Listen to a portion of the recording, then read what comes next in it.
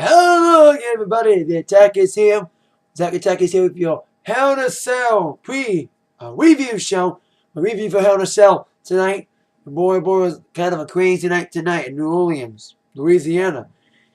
It was a decent pay-per-view night. I'll give it a 6.5 out of 10. I gave Night of Champions a 7.0. I gave it a 6.5 tonight because mostly the first half was okay, but not a lot of excitement until the second half of the pay-per-view kind of made up for the first half, especially the new title changes tonight in a row, 2 back-to-back. A lot of title matches, including 2 that were added. One I predicted on the prediction show, one that I did not expect. Now, before I give you the review and results of a very chaotic night, especially main event, out of the 5 matches that I previewed on the prediction show, I was I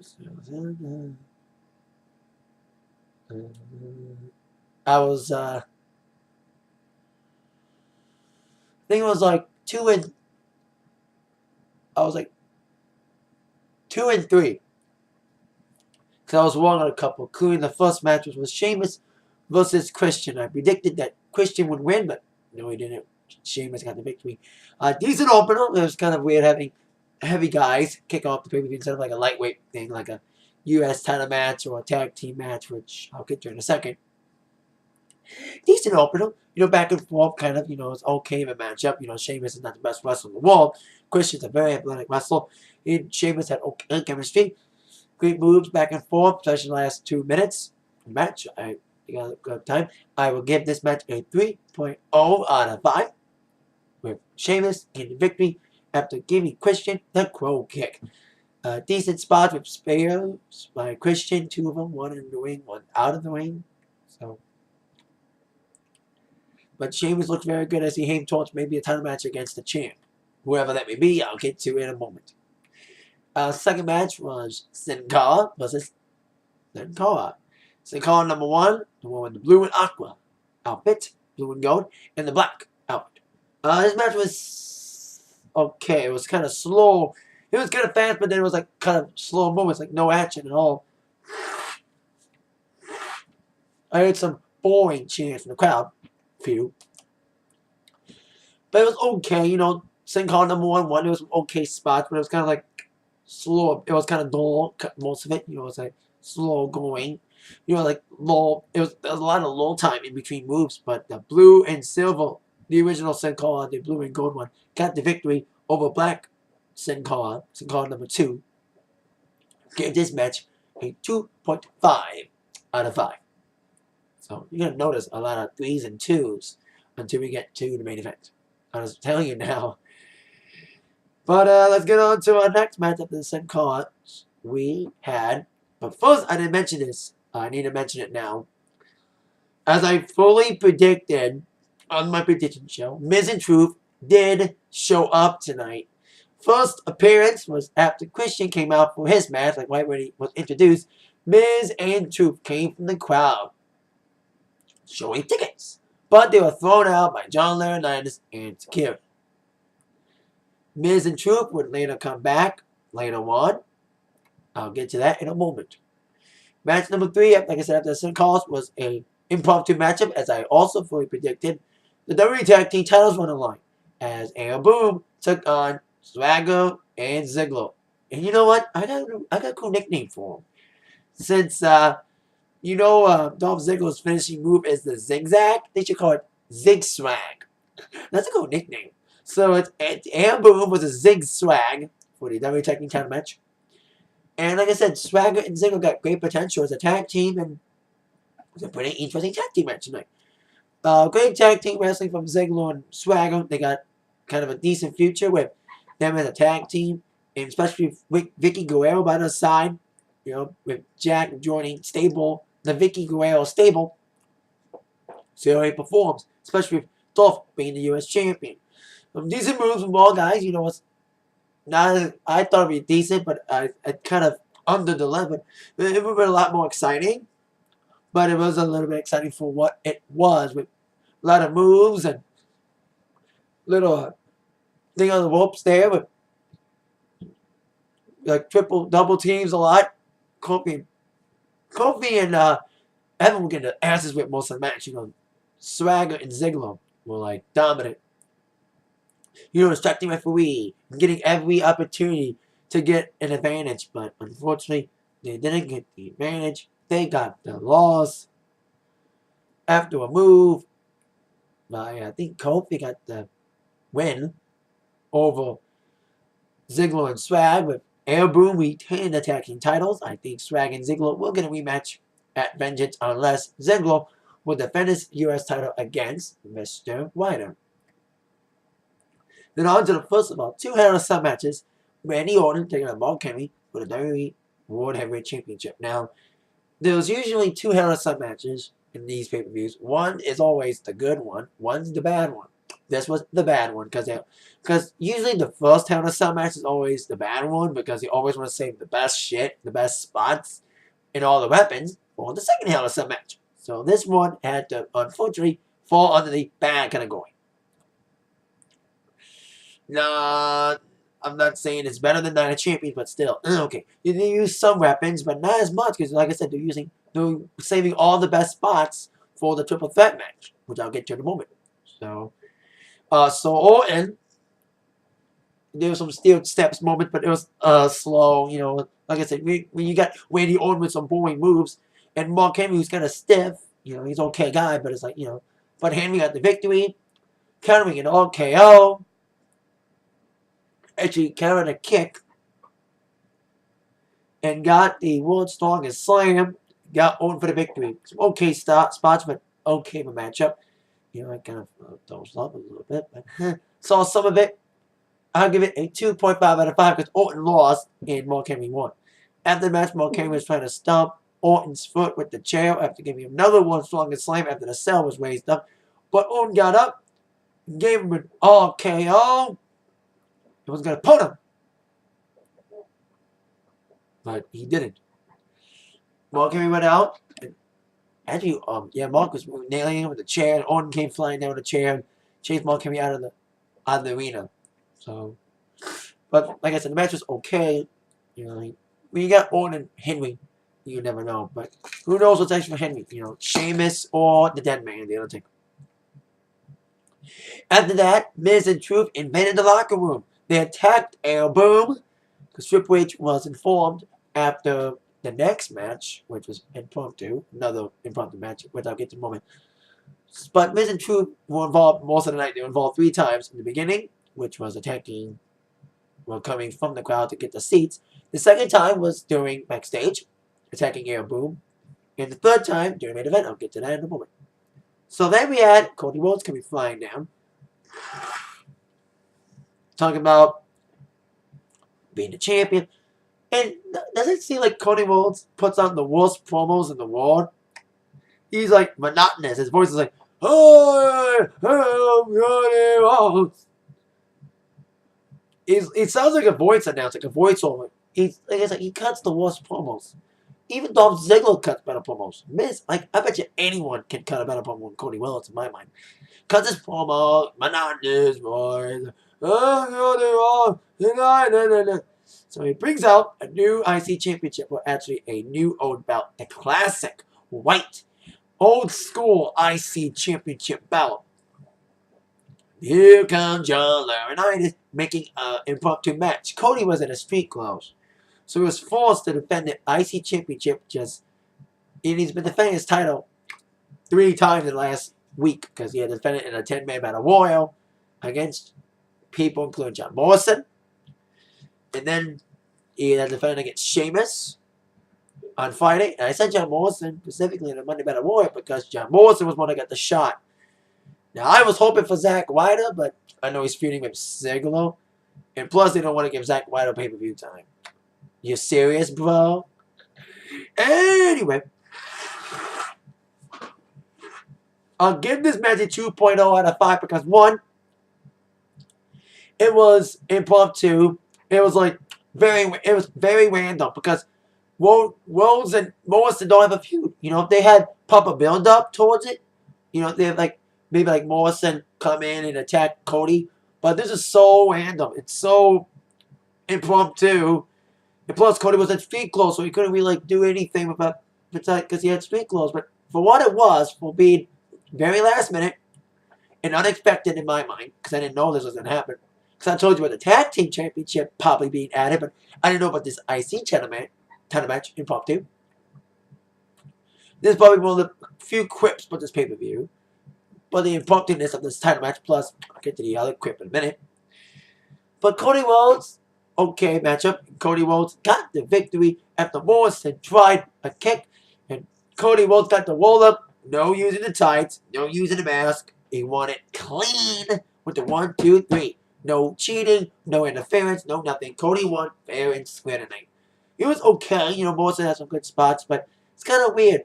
Now I was telling this to my dad and my friend who was at this B-Dubs thing. We went to the B-Dubs, Buffalo Wild Wings, and I said, is it weird that Zack Ryder's getting more airtime and Morrison's getting squashed lately? Yet Morrison showed up in his pay-per-view tonight, and Zack Ryder wasn't on it at all? Are you serious, bro? One of these days, Zack Ryder will be at a pay-per-view, and not as a dark match, not as a curtain jerker, but on the main card. Woo, woo, woo. Anyway, like I said, Cody retained the title. I'll give him a 2.0 because it was so spontaneous and so impromptu.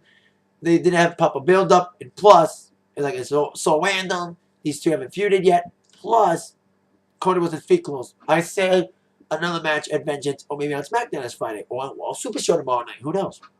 But I say Morrison we're going to rematch. A proper one with Cody in wrestling clothes. And then the best two matches because of the title changes. First, the WWE Divas Championship. Beth Phoenix takes on Kelly, the WWE Divas title. And I said it on my prediction show. Third time is the charm. Beth Phoenix won tonight. I'll give it back to 2.5 out of 5. I would have given it a 2.0 if Kelly would have won. But I give it an extra 5 because Kelly lost. It was a decent Divas match. You know, it was okay. You know, it's a Divas match. You know, Beth was beating the hell out of Kelly.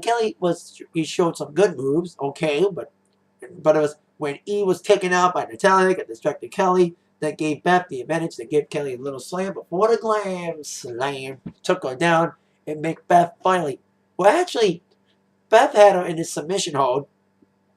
Natalya had the mic, said, come on Kelly, cry. And then remember he got distracted, she used the mic, boing, ranged it at Kelly's head. 1, 2, 3. Beth Phoenix has never won the Divas Championship because Beth has been the women's champion numerous times. She's beaten Mickey James. She's beaten Candice Michelle, who she won the very first Divas Championship back in 2007. Was that a Champions 07? No. Not a Champions, was in September back then. I think it was Unforgiven 07. Because that was before Candice got injured the first time around. With that clavicle and the 2 out of 3 fall match they had on the wall to have a rematch for Candice trying to retain against Beth. But Beth won it tonight, finally.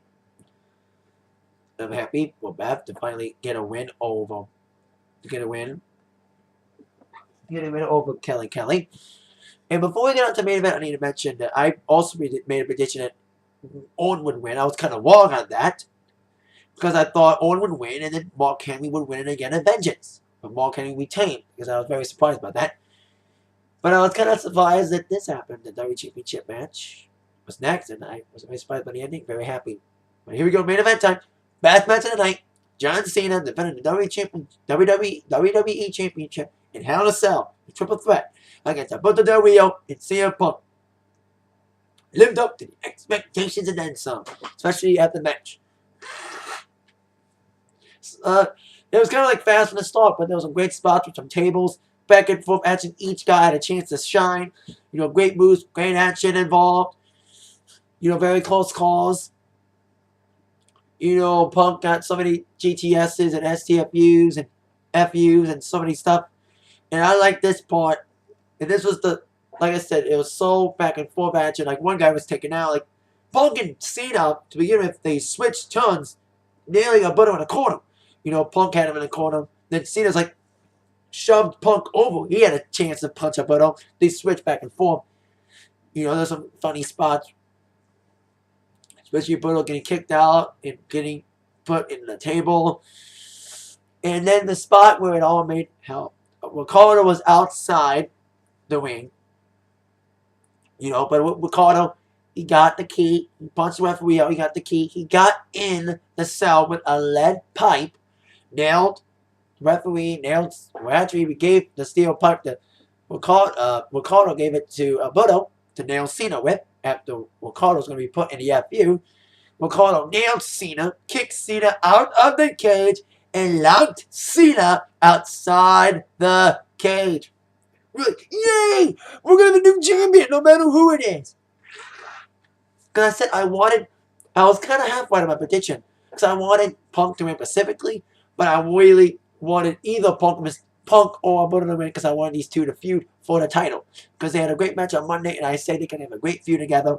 And boy, am I white, and am I fucking happy. Ricardo's interference helped Alberto get the WWE Championship for the second time around. Second time as a champ. Congrats to Alberto. He got the win over CM Punk with a couple bellies, and he got the victory.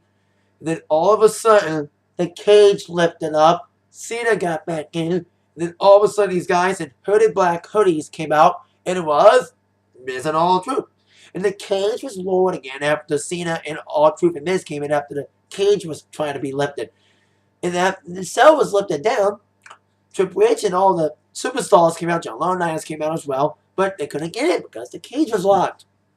So they had to sit there outside the cage when it was locked and see Miz and R-Truth raising hell, beating up Cena, Punk, and Alberto. And once again, punching the referees. They punched like so many referees again. And, outside the ring, they had like the entire locker room must have emptied out. Like everybody in the locker room emptied out. Everybody, like everyone's small SmackDown guys. I saw Alex Riley out there. Everyone's trying to get in. People were climbing, trying to climb the cage, trying to climb over it, like to jump on the top of it and break a hole through it. Like Mick Foley.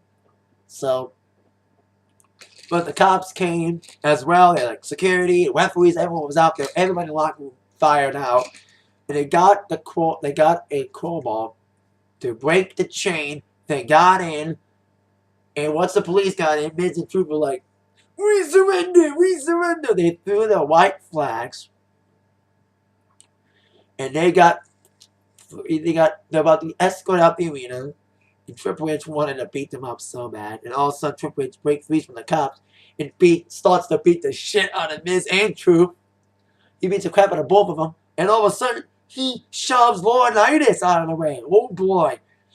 This Laurinaitis thing is getting crazy because, like I said, on Raw, he's trying to get people together to sue Triple H. Christian, Cody Rhodes, Dolph Ziggler, the man at Triple H for his power.